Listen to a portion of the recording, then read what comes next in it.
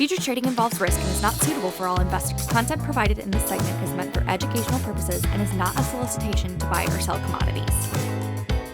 Hello, everybody. Welcome back to another episode of Tech Talk. I'm Cody. He is Andy. We make up the Tech Talk team together. How you doing, bud? I'm good. How are you? Doing well. Doing very well. Look at this new view. Same view. I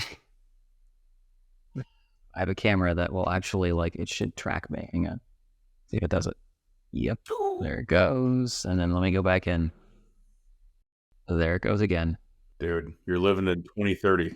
It's technology. We got books. Maybe you can put a book of the week on the bookshelf for the folks. Like a pick of the week or something like that. Exactly.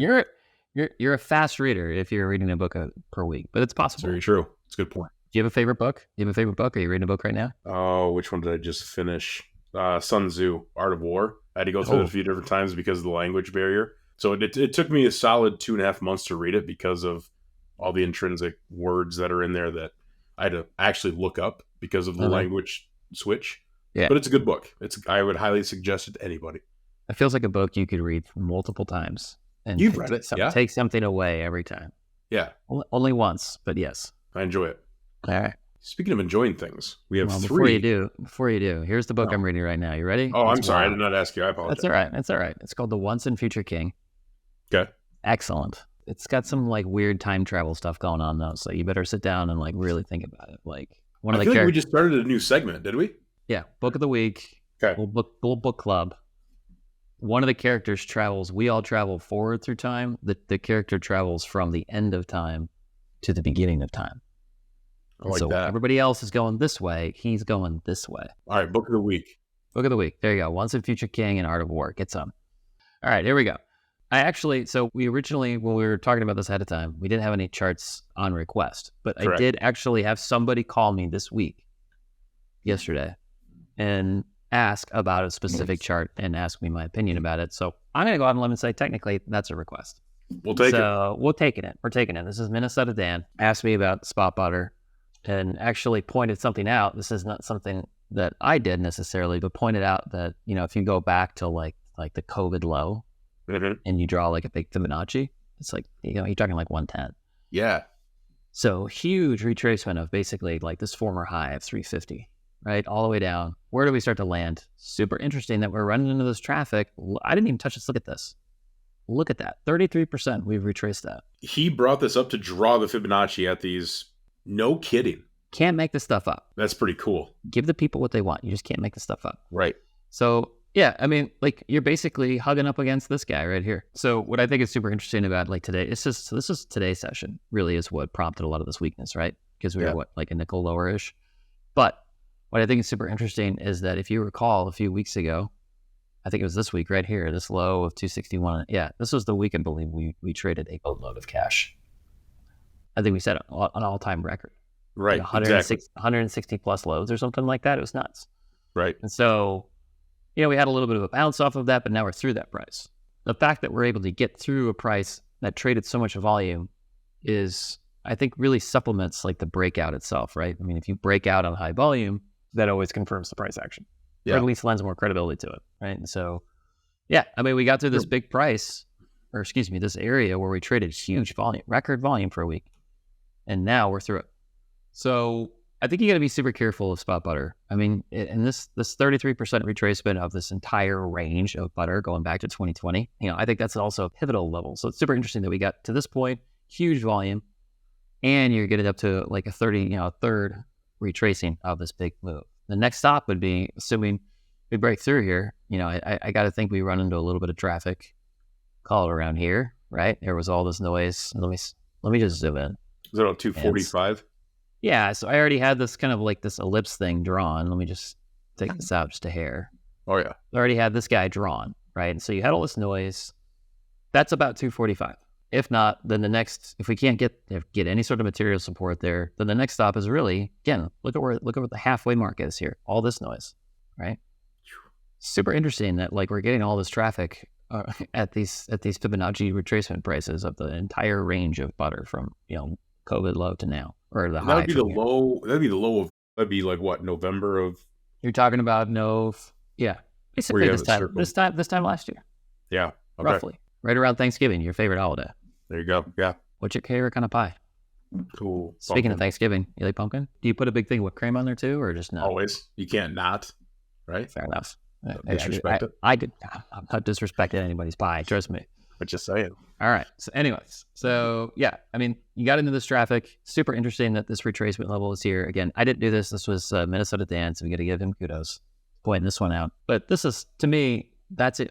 I think this close, assuming we close here, it's still Tuesday, but huge volume, and now we're through that price. That's a big warning sign. Yeah, it is. Huh. Yeah, let's get dicey for butter. And I think what you have to be somewhat careful of is, let's just measure this real fast. 319. I'm not that good at math. Let's just do 320 to 260. So another 60 cents. You're talking about $2. If you basically replicated this move right here, right? So let's just take that, lay it right on top. Whoops. $2. And look at that. 60% retracement, or Yep. 2/3 retracement right there. $2. I guess my point is that there's some pretty big indicators coming up for butter here. Large, retracement values, if you will, from the entire range of the whole contract itself. Yeah. You have all this noise, all of which should theoretically act as support. But if it can't, then I feel like it's a quick trip to that next level. So in this case, going from 260 to 245 to 230-ish, 232. We'll see. The only one that doesn't believe it, though, I'll tell you what, are the futures. 280s, April to June, 285, 287s, through September. The futures have a nice carry built into what we're talking about, I guess is my point. As you could say the cash carry is very prevalent in the butter Could be. market right now. But, hey, man, futures can go lower too, That is true. I don't know. We'll see. But I feel like it's necessary to point out, the range and the Fibonacci retracement, et cetera. And real fast, too. I think it was you that pointed out March butter. Just do that real fast. That doesn't look good at all. It does not. You and I were talking about, I think you and I were talking about this one yesterday. This one does not look good at all. No. Oh, and really, I would imagine. Look at the down days we've sustained in a row. Yeah, and there's just nothing really here. I mean, look at this. There's no real meaningful support from 260, really 250 to 280. Yeah. So it's tough to say, where does it run into any sort of technical support? Well, not until you get down to 252, where it traded sideways for a while. But even then, this was a year out kind of thing. This was March of this year. Very illiquid at that point. Mm-hmm. Correct. So we'll see. But butter, I don't know. It's looking a little dicey. It's looking a little spot butter, looking a little dicey. We shall see. Yeah. I don't know if you want to try to reach out and catch the falling knife in this one. I don't think that's ever been a good idea in butter. Or Not that I anything know for that of. matter, but butter especially. All right. Next one. You wanted to rehash J and Beans. We had to look at them. We had to look at them. You and I talked about this last week. We did. We were on polar opposite sides. So I think according to you, you said today, I was right and you were right. Is that correct? Yes. We were both right. That's the craziest thing. I was bearish beans, which, as you can tell, happened about 2 days later. You were bullish beans, which happened promptly that exact same day. And now we're just kind of waiting in limbo to see what truly is transpiring in the market here. Oh, so I think we talked about, was this last week? I can't remember. It was. Okay, so it would have been called right around here, basically, right? Should have been the 5th. Yep. Okay, so I think that the tough one here is that it had this failed breakout, right? I think what I was looking for was that pennant that was forming and for it to just rip. And it did for a little while, and then you have this big sell-off intraday, right? So that high was 1044. It closed at 1030, so it 14 cents off the high, and then yesterday it tried to rally and failed again, and then opened lower today. Yeah. So that to me is I mean, hate to use a big F word, but it seems like a big failure to me. I wouldn't want to be trying to get along anymore on this one, that's for sure. No. I think when you and I were talking about it, it was on the completion of the W, which if you would have gone back to the 7th of last week, which it looked like it was going to, honestly. For sure. From that day, it looked like you could push up towards 1050, 1060. And you're only 6 cents away. Exactly. So, I don't know. Like I said, to me, to your point, tried to break out, couldn't do it. Opened lower the next day, and then lower again today. Yeah. And then you had RSI, if you go back and look at this one too. So this secondary indicator, but still trades well technically, right? And so it depends on where you want to draw like the support area, right? Where it really started to go, I think you could argue is right here, where it put in a higher low relative to here. Yeah. So I'm looking back at our notes that we had between ourselves, and I think I was really getting after you on the 6 when it broke out of that pennant to the downside and almost made new lows. Something to the effect of, haha, I was right. And then promptly ate my words as soon as I hit enter. There's like an emoji, like egg on your face. Like exactly. No, I mean, to your point, we're both going to right here and wrong. So I think, though, going forward, this guy right here, really a failure to get anywhere close to the day's high, and then open lower, try to rally again too, and then failed again. That's 2 days in a row where it's just like a punch in the face. Like, I don't think so, dude. And then you open lower the next day, which is today's session. And then you have this cross in RSI that is a clear sign of weakness, but also has a lot of room to break, right? You're basically at the midpoint. So you could theoretically see more weakness just in that secondary indicator and still be like bearish, I guess, is my point. Yeah. So this looks weak. I mean, this is, clear, an attempt to break out and failed. What was the put that I think we looked at together? It was like the 960. Yeah. And you said you wanted to sell those, which would imply that you were bullish. So I got you there. What? Gotcha. No. Yes. I think No. Oh yeah. Okay. Looking, you said just look at the chart. Yeah. What would I do? Okay, I gotcha. Yeah. You're right. Okay. Yeah, gotcha. You're correct. I guess the question is now: would you sell this option? Just looking at the chart. Just looking at the chart, I think no. The problem is it hasn't really. I mean, there's no range per se on this chart to. So this is what I would look at. I think you can take a stab at owning this, and the reason being is that it tried to get into a new low and failed to do so, and then kind of bounced out of it with a nice gap. Like, I wonder if this is like it's not an exhaustion gap, a breakaway gap. So breakaway gap is defined as like basically the start of a trend. The market breaks away and gaps in order to do that. So breakaway gap is typically characterized. It's just like, okay, we've begun this new trend. And it did it in a really big way. So I think you could take a shot at owning this. I mean, this is just call it easy math. It's 7 cents below a nickel. You're out. That's 2 cents. It's $100 a car. Yeah. Whereas, this thing clearly found some steam, north of 20 cents, 15 to 20 cents. So you're talking about 3-4x, return potential with, losing 2 cents. That's not bad. You know where your risk reward lies. So to be clear for the viewers next time, on this particular chart, you want to buy it rather than sell it. Is that correct? Yes, I would be a buyer of this one. All right. I think I forgot you tricked me last time. You got me good, which we went right by the chart and it was true. I didn't trick anybody. I just said, here's a chart. Do you want to buy it or sell it? It was just technically a chart. Would you buy it or sell it? And I was a seller. Here's a chart. What do you want to do with it? There we go. I think charting these options, especially like kind of 20 to 30 delta options, I think are really interesting ways to chart and a different perspective. And it takes your emotional thought process out of it too. Yeah, and you start to see what do I want to do with this market? Like, here's the derivative I could theoretically buy, and what do I want to do with that? What's the price action there? Sure. And what are people doing and with regard to that specific derivative? So I think the higher delta you go, it's a little bit more difficult. You might as well just look at the line. 20, 30 delta charts, I think, are really worth looking at. Last one, certainly not least. Are we or are we not going to be able to retire the wealth effect? That's what it's called. Isn't it? That is what it's called. Sold above 6,000 in the S&P? Look at that. It sure did. Whoa. Sure did. Look at that. I guess my one question is, does it look like it's rolling over here? Great question. Because everyone always says stocks, S&P, Dow, up, like a roller coaster. But at some point, you have to have a little bit of a dip in there. To me, it looks like it's starting to roll over here. Obviously, with the election, huge volatility. Yeah. Right? I mean, election day was what, the 5th? Yeah, Super Tuesday, I think. And then here's that Wednesday, just ripped. Yeah. Right? And you get over 6,000 and are kind of struggling to maintain that rally over 6,000. So to your point, is it starting to roll over a little bit? I think it's possible. I don't like the way this guy looks, this RSI.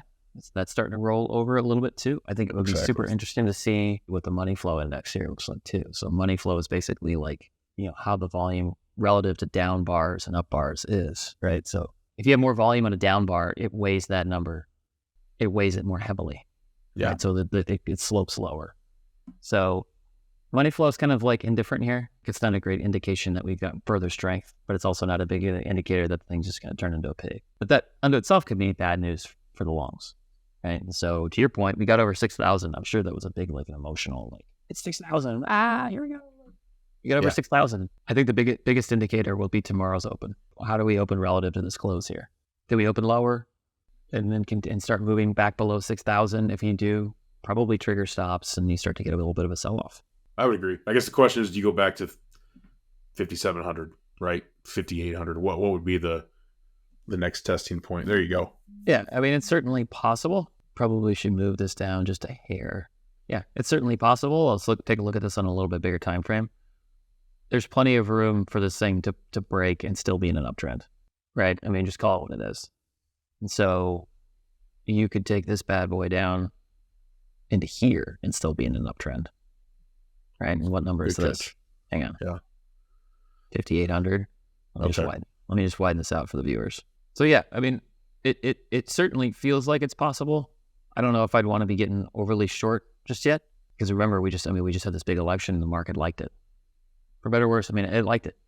And so, I think if you wanted to be short, I'd wait to see how this thing at least opens. You know where you're out, right? It's, this high right here, 16 and a half. Some change. I'd be curious to see too, like, let's take a quick look at like something like this. So what's interesting about this is that this has had consistently lower highs. So let's do this, and then you can kind of, I feel like, infer this one too. I don't know if that one really counts, but we'll use it anyways. I guess my point is that as it gradually declines, if this thing has a breakout, this is the 5,700 put. You have a lot of room potentially to rally. I mean, this thing goes back to 507. Clearly got overbought. But like, if you start to deteriorate in some of these and then have a big pop, like, that could be super interesting too. Just that trade right there. I guess looking at that chart though, it's interesting. I mean, that was back in August that you had that put, right? Mm-hmm. So where it was an in the money option. Okay, all right, yeah. For gotcha. Sure. So, but it just, to me, when you start to see some of those, like, if you start to see some of those options like round itself out and you've had this like big downtrend, kind of like when we looked at non-fat where it had this big downtrend and starts to go sideways, and that facilitates potential strength, right? So, again, great way to look at markets is to look at, some of the lower delta options and see what people are doing with them. And they chart, I just feel like they chart well. When you start talking about 50 delta and plus, it's harder to chart. Or at least I feel like follow the price. I just look at the underline at that point. Makes sense. But yeah, if this opens lower tomorrow, could get a little dicey. I guess the last thing I'll say about it too, it's not like the S&P's rocked and we've been rocking all year. Yeah. You've had a big move. I forget, I think it's north of 20% year to date. And so it's been strong. Well, but I mean, to retrace and go back to like a 15% gain, that's still a banger year. It's still a great year for the S&P. Well, that is going to do it for Andy and I for Tech Talk. We appreciate everybody tuning in and watching. If anyone has any requests for next week, please let us know. Tune in for Book Club. I'm sure we'll have a new book next week. If you have not already, please subscribe to the channel. Give us a thumbs up. Tell everyone about us. Trying to get as many likes as we can by the end of the year. We're getting down to the nitty-gritty here, folks. So down to the nitty-gritty. We're making the push. We are making the push. But until next week, thank you for tuning in. Have a great week and even better weekend. See you next Tuesday. See ya. Are you gonna do Elf on the Shelf this year? Oh yeah, for the kids, I should. Well, just like at your house, like, are you gonna like be the guy that like does Elf on the Shelf at home? Well, Tommy and Susie. Yeah, I should.